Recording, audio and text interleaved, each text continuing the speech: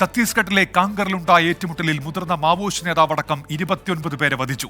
ഏറ്റുമുട്ടലിൽ 3 പോലീസുകാർക്ക് പരിക്കേറ്റു. AK-47 ഉൾപ്പെടെയുള്ള ആയുധങ്ങൾ പിടിച്ചെടുത്തു. ന്യൂസ് ഡെസ്കിൽ നിന്ന് സുഹേൽ മുഹമ്മദ് വിവരങ്ങളുമായി ഇപ്പോൾ ചേരുന്നുണ്ട്. സുഹേൽ, എന്തൊക്കെയാണ് വിശദാംശങ്ങൾ? ഉന്മേഷ്, ഛത്തീസ്ഗഡിലെ കാങ്കർ ജില്ലയിലെ ബിനഗുഡ മേഖല എന്ന് പറയുന്നത് വലിയ രീതിയിൽ മാവോയിസ്റ്റ് സ്വാധീനമുള്ള മേഖലയാണ്. ഈ മേഖലകളിൽ ഈ ബിനഗുഡ ഗ്രാമപ്രദേശത്തോട് ചേർന്നുള്ള വനപ്രദേശത്ത് രാവിലെ മുതൽ BSFും ഈ മാവോയിസ്റ്റ് വിരുദ്ധ സ്ക്വാഡും പോലീസും ചേർന്ന് മാവോയിസ്റ്റുകൾക്കായി തെരച്ചിൽ തുടങ്ങിയിരുന്നു. ഏകദേശം ഉച്ചയോടുകൂടി 2 മണിയോടുകൂടിയാണ് ഏറ്റുമുട്ടൽ തുടങ്ങുന്നത്. വനാതിർത്തി കടന്ന് ഉൾവനത്തിലേക്ക് ചേർന്നുകൊണ്ട് ഈ മാവോയിസ്റ്റുകൾക്കായുള്ള തെരച്ചിൽ നടക്കുന്നതിനിടെയാണ് ഏറ്റുമുട്ടൽ ആരംഭിച്ചത്. ഇപ്പോഴും ആ മേഖലയിൽ ഏറ്റുമുട്ടൽ തുടരുന്നു എന്നാണ് മനസ്സിലാക്കുന്നത്. റിപ്പോർട്ടുകൾ അത്തരത്തിലാണ് വരുന്നത്.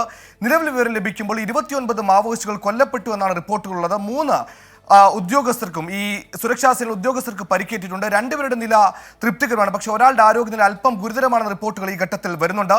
എടുത്തു പറയേണ്ട കാര്യം, മാവോയിസ്റ്റുകളുടെ മുതിർന്ന നേതാവ് ശങ്കർ റാവു, ഈ ശങ്കർ റാവുവിന് സർക്കാർ 25 ലക്ഷം രൂപ തലയ്ക്ക് വിലയിട്ട നേതാവാണ്. ശങ്കർ റാവുവും ഏറ്റുമുട്ടലിൽ കൊല്ലപ്പെട്ടു എന്ന വിവരം പുറത്തു വരുന്നു. ഇതോടൊപ്പം ഏറ്റുമുട്ടലിൽ വലിയ രീതിയിലുള്ള ആയുധശേഖരം മാവോയിസ്റ്റുകളുടെ ഈ സുരക്ഷാ സേന പിടിച്ചെടുത്തിട്ടുണ്ട്. AK-47 തോക്കുകൾ, ഒപ്പം IED ബോംബ് നിർമ്മിക്കാനുള്ള ഈ സാമഗ്രികളും അതിനോടൊപ്പം വയർലെസ് സെറ്റുകളും ഈ സുരക്ഷാ സേന പിടിച്ചെടുത്തു എന്ന വിവരമാണ് ഈ ഘട്ടത്തിൽ വരുന്നത്. ഈ കഴിഞ്ഞ ദിവസങ്ങളെല്ലാം ഈ പറയുന്ന ബിനഗുഡ മേഖല എന്ന് പറഞ്ഞ നിരന്തരം ഇത്തരത്തിൽ സുരക്ഷാ സേനയും മാവോയിസ്റ്റുകളും ഏറ്റുമുട്ടുന്ന ഒരു മേഖലയാണ്. ഫെബ്രുവരിയിൽ നടന്ന ഏറ്റുമുട്ടലിൽ 3 മാവോയിസ്റ്റുകളെ സുരക്ഷാ സേന വധിച്ചിരുന്നു. കഴിഞ്ഞ മാസം മാർച്ചിലും ഒരു മാവോയിസ്റ്റിനെ വധിച്ചിരുന്നു. ഈ മാവോയിസ്റ്റ് ഏറ്റുമുട്ടലിന്റെ തുടർച്ചയാണ് ഇന്ന് ബിനഗുഡിൽ ഉണ്ടായിരിക്കുന്നത്. സമീപകാലത്തുണ്ടായ ഏറ്റവും വലിയ ഏറ്റുമുട്ടൽ എന്ന് ബസ്തർ IG അടക്കം ഇതിനെ വ്യക്തമാക്കി കഴിഞ്ഞാൽ അപ്പോൾ തന്നെ എത്രത്തോളം വ്യാപ്തിയിലുള്ള ഒരു ഏറ്റുമുട്ടൽ അവിടെ നടന്നെന്ന കാര്യം നമുക്ക് മനസ്സിലാക്കാൻ കഴിയും.